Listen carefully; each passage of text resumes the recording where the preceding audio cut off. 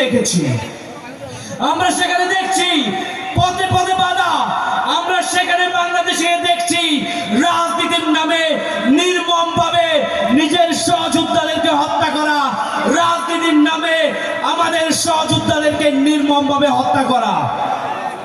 আমরা আন্তর্জাতিক জনগোষ্ঠীকে বলতে চাই, we are together to build these nations, we are together to rebuild these nations, and this is a revolutionary time.